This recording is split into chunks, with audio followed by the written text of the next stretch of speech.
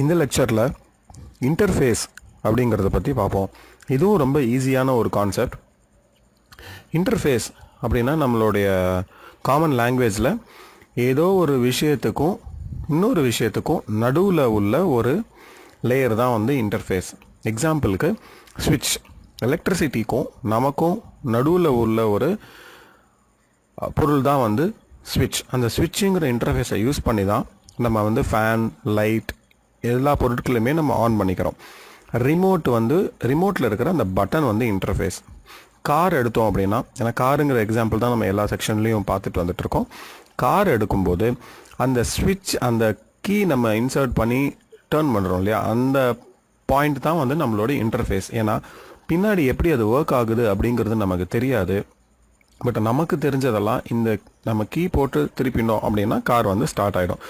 So interface அப்படிங்கிறது அந்த methods, behaviour. ஒரு ஆப்ஜெக்ட் தன்னுடைய பிஹேவியரை வெளி உலகத்துக்கு எது வழியாக காமிக்குது அப்படிங்கிறது தான் இன்டர்ஃபேஸ்.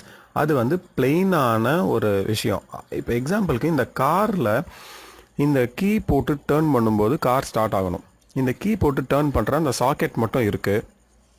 ஆனால் பின்னாடி அந்த ஒயர் வந்து இன்ஜினில் கனெக்ட் பண்ணலை அப்படின்னா கார் ஸ்டார்ட் ஆகாது. ஆனால் இன்டர்ஃபேஸ் இருக்கும். ஸோ இன்டர்ஃபேஸுங்கிறது எம்டி மெத்தட்ஸ், எம்டி பிஹேவியர், அதுக்குள்ளே வந்து இம்ப்ளிமெண்ட் பண்ணி அந்த ஒயரை கனெக்ட் பண்ணி காரில் ஜாயிண்ட் ஆகியிருக்கா இல்லையாங்கிறத இம்ப்ளிமெண்டேஷன் அப்படிங்கிற ஒரு கான்செப்டில் தான் யூஸ் பண்ணுவோம். இப்போ உங்களுக்கு கன்ஃபியூசிங்காக இருந்தாலும் நீங்கள் அடுத்த செக்ஷனுக்கு போங்க.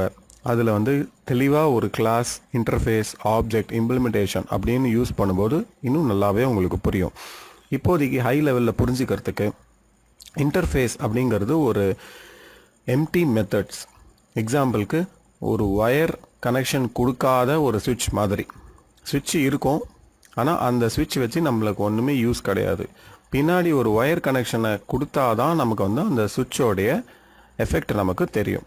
அந்த ஒயர் கனெக்ஷன் கொடுக்கறது தான் இம்ப்ளிமெண்டேஷன். அந்த ஜஸ்ட் அந்த சுவிட்ச் இருக்கிறது வந்து இன்டர்ஃபேஸ்.